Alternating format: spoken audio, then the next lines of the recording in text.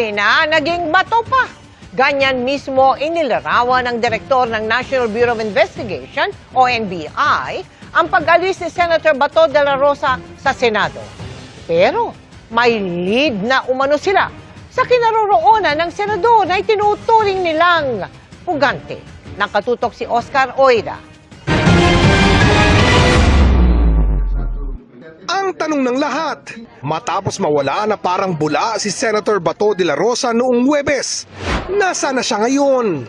Ayon kay NBI Director Melvin Matibag, meron na silang lead kung nasaan ito ngayon. At ang tawag niya kay Senator Bato, isa ng pugante. We have a lead kung nasaan talaga, pero in the meantime, we will suspend yung announcement kung nasaan talaga siya.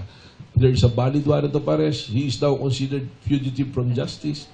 So trabaho namin, just like any other personalities na mayroong mga mandato de arresto, yung warrant of arrest, we have to monitor. Call it whatever you want. But the question is, nasaan si Bato? Di ba? Huli na, naging bato pa. Dagdag niya, kung meron dapat magpaliwanag, ito ay si Senador Robin Padilla, na huling kasama ni Senator De La Rosa. Batay sa report na nakuha ng GMA News, sa kanyang sasakyan sumakay si Senator Bato.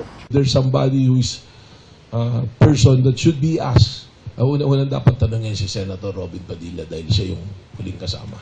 Nang tanungin kung may pananagutan si Senator Padilla, The Department of Justice will review it. They're also the one in charge of it, but also we are also making our own review and we will make the recommendation in proper time.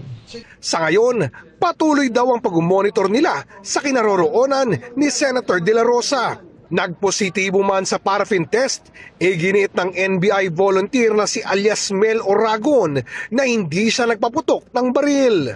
Inaresto si Oragon sa hinalang may kinalaman siya sa nangyaring barilan sa Senado noong nakaraang linggo. Sa kanyang sinumpaang salaysay, itinanggi niya ang mga reklamong illegal possession of ammunition at direct assault laban sa kanya.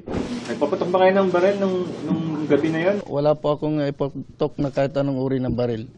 Simula nung pumunta kami at hanggang nakabalik po ako. Yun na nga po ma'am, nagtaka po ako dahil never po akong mawak ng baril. Nung araw na yun hanggang makarating kami. Sa video na nakuha ng GMA News, nasa 5th floor ng kadikit na GSIS building si Oragon nang maganap ang putukan sa Senado. Sabi ni Matibag, wala itong dalang baril. May mga posibilidad daw kung paano nagkaroon ng gunpowder residue ang kanilang volunteer kahit hindi siya bumaril.